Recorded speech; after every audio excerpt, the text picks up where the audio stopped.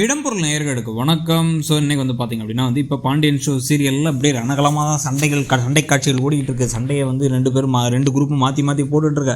நல்ல வேலை செந்திலும் சரவணனும் நல்லா நினச்சிருப்பாங்க. ஏன்னா அவங்க இருந்தால் நம்ம நேரம் குமரவேலை போட்டு சாத்துன்னு சேர்ந்து சாத்தியிருப்பாங்க எல்லாரும் சேர்ந்து.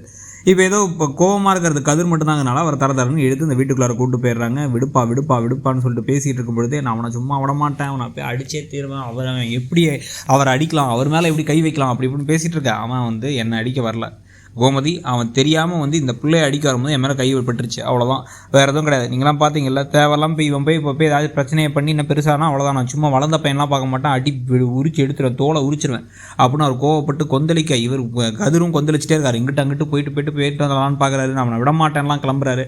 பிடிச்சி இருந்து உட்கார வச்சிடுறாங்க அவரை.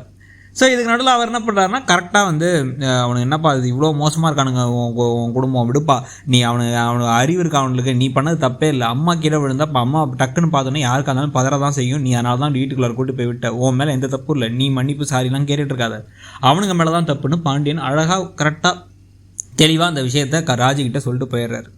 சொல்லிட்டு போனதுக்கு பிறகு என்ன ஆகுது அப்படின்னா சரி விடுங்க, நீங்கள் அவர் நம்ம தான் எல்லோரும் பார்த்தோம்ல, அது மாமாவை அடிக்கிறதுக்காகவே அவன் வரல, அவன் ராஜி அடிக்க தான் வந்தாங்க, நீ வேணால் இப்படி வேணால் போய் சண்டை போடுங்க, என் பொண்டாட்டி அடிக்க நீ யாரா, அவன் மேலே எப்படிரா நீ கை வைக்கலான்னு போய் கோவப்படுங்க அப்படின்னு மீனா சொல்ல, நீ வேற ஏற்றி விடாதவன் அப்படிங்கிறாங்க கோமதி. ஆனால் அவங்க சொல்கிறது எதுக்கான ஒரு காதலை வளர்த்துறதுக்காக தான் அவங்க சொல்லிகிட்டு இருக்காங்க. இவரும் பாவமாக திருப்பி கதிரும் ராஜியை பார்த்துட்ருக்காரு.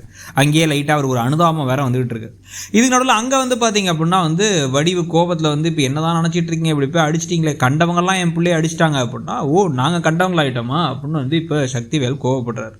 இப்போ இந்த பிள்ளையை காணான்னு தேடினது, அந்த பிள்ளை கல்யாண வேலை செஞ்சது, அந்த பிள்ளை ஓடி போன அவமானப்பட்டுனது எல்லாமே இந்த கண்டவன் தான். இப்போ இந்த கண்டவனோட அப்பா நானும் கண்டவனா, இப்போ நாங்களாம் கண்டவனா, நல்லா இருக்கு நான் கேட்கறதுக்கு அப்படின்னு சொல்லிட்டு இருக்கும் போதே திருப்பி என் பிள்ளை நான் கீழே விழுந்தேன்னு பதவி என்னை காப்பாற்றி கூப்பிட்டு வந்தா, என் வயிற்றில் சுமந்து பெற்ற குழந்தை, என்னைக்கு இருந்தாலும் அவன் என் பொண்ணு, அவளை கண்டவங்க அடிக்காத என்னால் பார்த்துட்டு சும்மா இருக்க முடியாதுன்னு திருப்பி இவங்க சொன்ன உடனே ஓ இவ்வளோ தூரம் நாங்கள் சொல்லி நாங்கள் கண்டவங்களாயிட்டோமா நீ அப்படின்னு சக்திவேல் கேட்ட உடனே முத்துவேலுக்கு இந்த நிலைமையை சரி பண்ணுறதுக்கு இருக்க ஒரே வழி என்ன தோணுது அப்படின்னா வடிவை அரைகிறதா தான் இருக்குது. ரொம்ப தப்பான ஒரு விஷயம், பலார் நிறைஞ்சிட்றாரு. உடனே எல்லாம் ஐயோ பெரியப்பா ஐயோன்னு எல்லாரும் சொல்ல உடனே இப்போ அவங்க அம்மா சூப்பராக பேசுகிறாங்க, நீங்கள் பண்ணுறதெல்லாம் ரொம்ப தப்புடா, என்ன இருந்தாலும் அவள் பேத்தி என்ன இருந்தாலும் இந்த வீட்டு உங்கள் வீட்டு பிள்ளை ஒரு பொம்பளை பிள்ளையை அடித்ததும் தப்பு, அது மட்டும் இல்லாமல் தங்கச்சியாக இருக்கும்போது அடித்ததே தப்பு, இல்லை வேறு இன்னொருத்தனோட பொண்டாட்டி ஆனதுக்கப்புறம் கை நீட்டினதெல்லாம் எவ்வளோ பெரிய மோசமான பழக்கம். இந்த மாதிரி நீங்கள் திருப்பி நீங்களும் உங்கள் பொண்டாட்டி மேலே கை வைக்கிறீங்க, கை வாங்குறீங்க அப்படின்னா என்ன நினப்பான் இவன் நாளைக்கு பிள்ளை கூட்டம் தான் அப்படி அடிக்கலாம் தான் நினப்பான், எவ்வளோ மோசமான எடுத்துக்காட்டாக நீங்கள் இருக்கீங்க அப்படின்னு சொல்லும் பொழுது நீ ஆத்தா நீ இதை தலையிடாதுங்கிறாங்க அவங்க ரெண்டு பேரும்.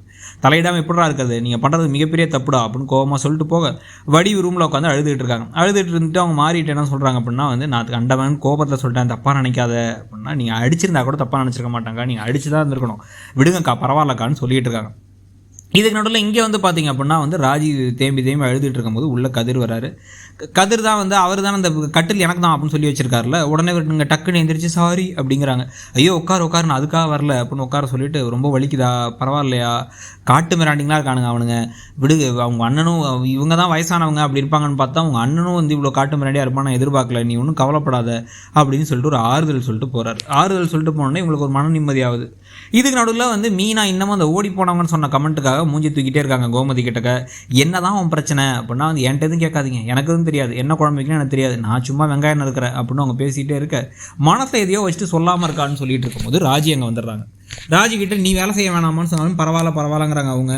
என்ன தான் நடக்குதுங்க, ஏன் நீ மூஞ்சி தூக்கிட்டு இருக்க அப்படின்னு சொல்லிட்டு இருக்கும் பொழுது ஒரு கட்டத்துக்கு மேலே இவங்களே என்ன சொல்லிடுறாங்க, நான் தான் ஓடி போனவளாச்சே அப்படின்னு. ஓ சாரிம்மா நீ ஓடி போனவன்னு சொல்லிடக்கூடாது, காரில் வந்தவன்னு சொல்லியிருக்கணும் அப்படின்னு இவங்க நக்கலாக சிரிக்க அதோட இன்றைக்கி எபிசோட் முடியுது. ஸோ இன்றைக்கி எபிசோடை பற்றி நீங்கள் நினச்சிங்கிறத சொல்லுங்கள். தேங்க்யூ. இடம்பொருள் நேயர்களுக்கு